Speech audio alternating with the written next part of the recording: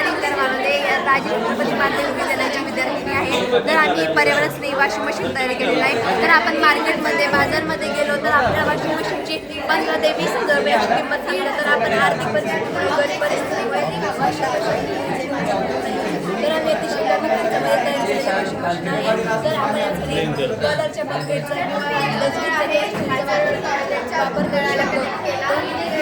आतमध्ये लाईटच्या तुकड्यांची अशी चक्राकृती रचना केली आणि वरच्या बाजूला हँडल केले.